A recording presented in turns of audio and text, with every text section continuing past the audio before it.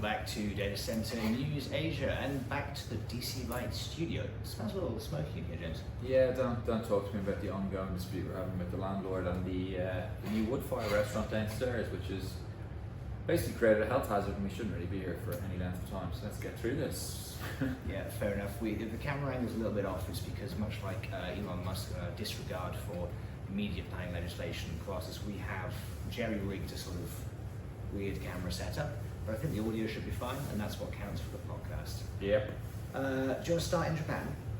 Yeah, sure. Starting off in Japan, this story is, we're slightly behind schedule, with a strange schedule, so this was over a week ago, this story, but interesting one. Colt and ESR announcing 130 megawatt campus to be developed in Mino City in Osaka.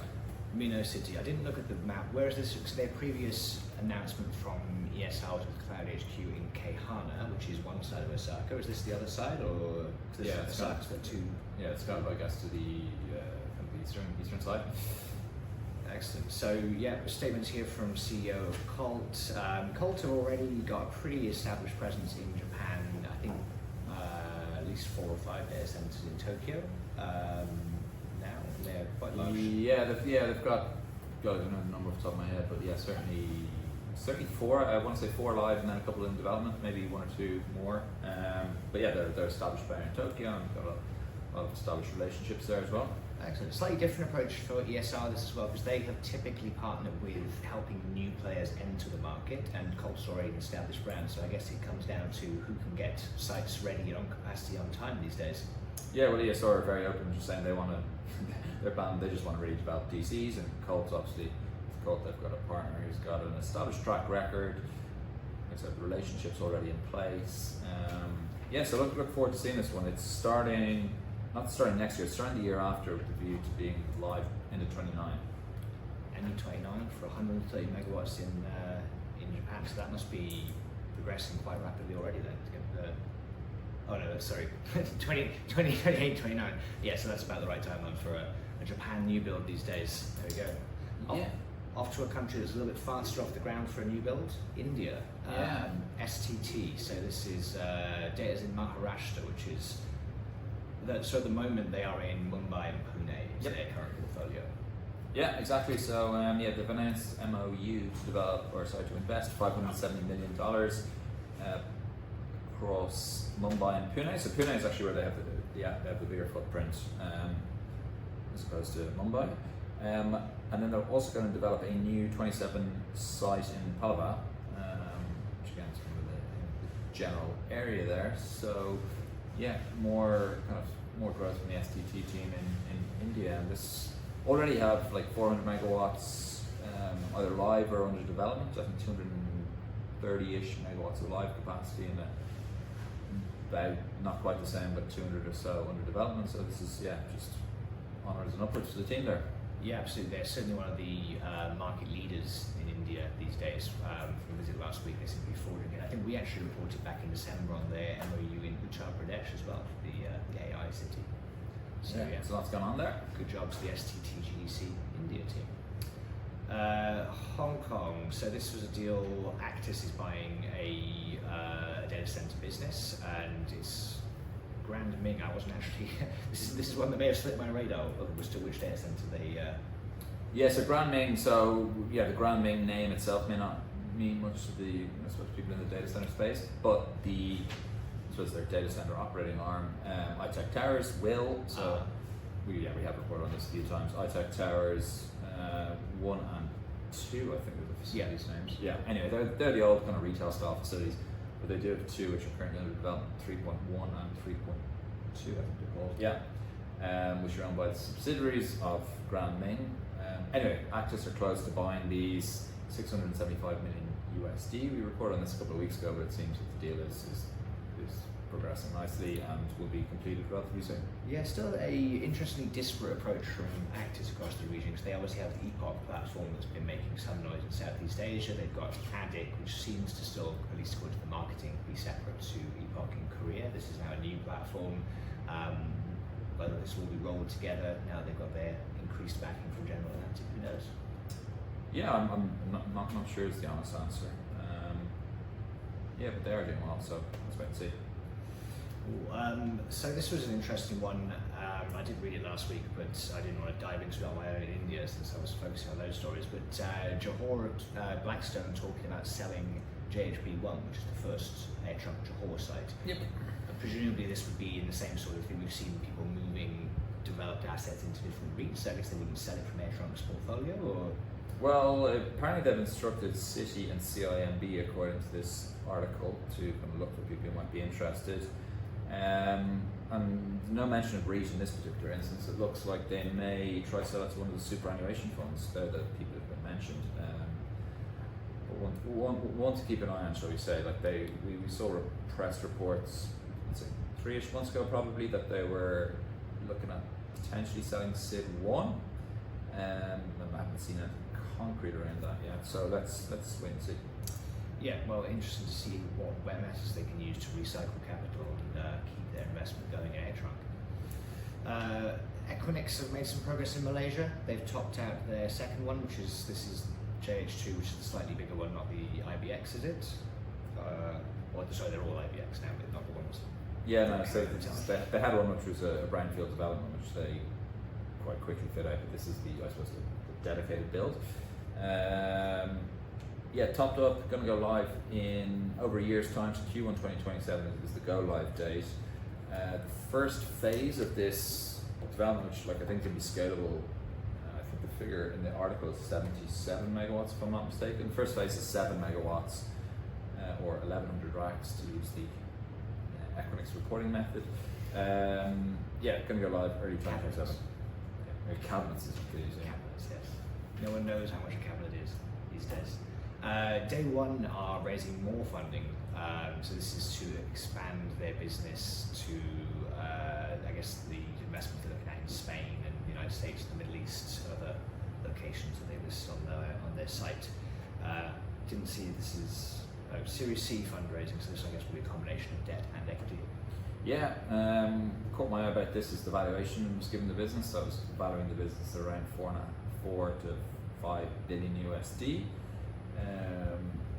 Interesting because their footprint is pretty significant now. I've got 500 written down here, but I can't remember if that's in development. Yeah, in capacity and under development. Yeah, that would make sense. So kind of in terms of what's live, probably even half-ish the size of what AirTrunk were obviously when they made that Blackstone deal. Funnily enough, I was actually just checking your database earlier, and they were showing about 160 live at the moment. It's outside of China, obviously the DayOne platform. So yeah, that sounds about right. Yeah. Bridge. So Bridge, obviously a big player in Johor, but we're now talking about Bridge in Thailand. So they have they've signed a deal with Eastwater Sticon Utilities. Basically, they're going to have a sustainable water supply for their Chonburi site, the 200 megawatt development, which is under development right now. Didn't actually say what exactly this was. I'm not sure if this is a grey water solution or if this is some other kind of solution. But anyway, they're got their sustainability hats on, and they will be providing a sustainable water supply. Well, CEO Eric was on my panel at Data Center World, and I was very surprised actually when the water lady popped up with some expertise, and he was very quick to dive straight in, giving a lot of, so obviously water's fresh on his mind in terms of preserving the potable water supply local to their data centers. Maybe it is. It just says, I just wrote here, industrial water. So is industrial water grey water? I don't know, any water experts come correct us. But anyway, they've had quite a lot of sustainability initiatives in the last 12 months or so. This is just the latest one. Yeah, and whilst we're on Thailand, I think we are actually both attending and speaking at the Bangkok Data Center Convention. I'm not speaking, I wasn't asked. Whoops, that's awkward. The W Media team are watching this far, James is already offended. Yeah. But Thailand has announced a framework for direct renewable PPAs.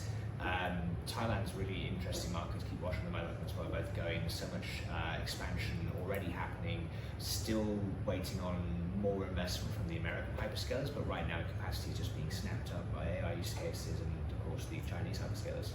Yes, this is interesting. So, long story short, basically you're going to be able to buy energy which the utility provider will let flow through their grid, is my understanding. but there is quite a lot of requirements here. So it has to be a newly developed green energy source, minimum of 1,000 kVA, so that would support 700-ish megawatts of capacity, I suppose. And then the off-taker, the site or the building, I think they use the term building, but yeah, 50 megawatts per building. It has to be at least 50 megawatts, so it has to be a significant site. So that's going to be like an AI campus maybe, or a big cloud facility, certainly in Thailand. It has to be approved by the BOI, which is the Thai Board of Investments.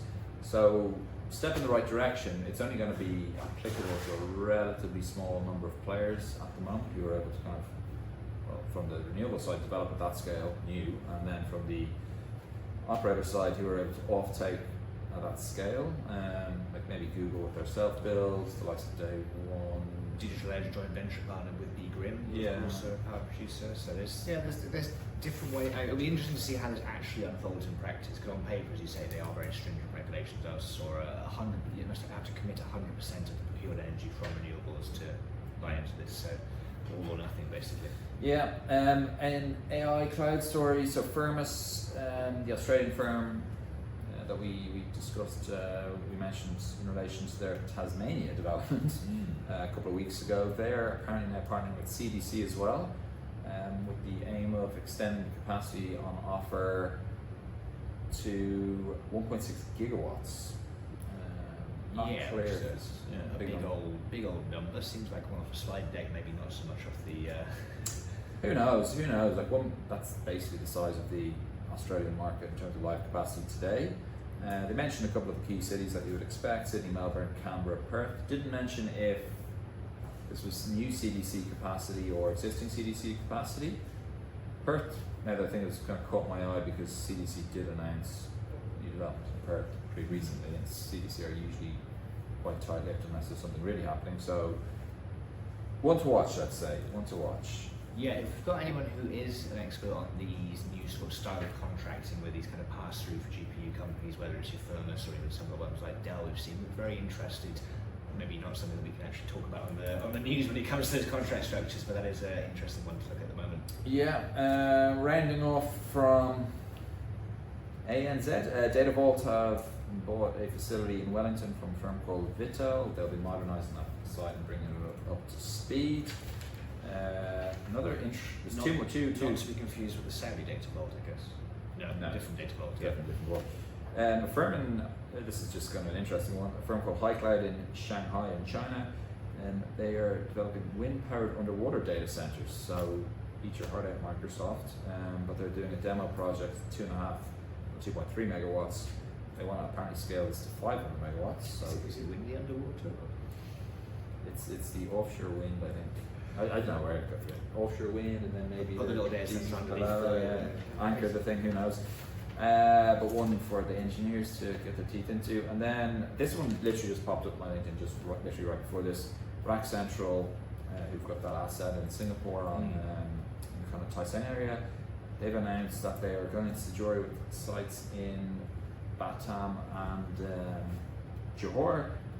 All it is a picture on Bobby Wee, the CEO, on his LinkedIn. There's not a huge amount of information, but they're saying they've got new developments, and there's a picture of a DC, so looks like a big one.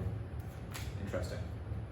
There we go. All right, well, in that case, happy Friday. Yeah, thanks everyone, thanks for watching.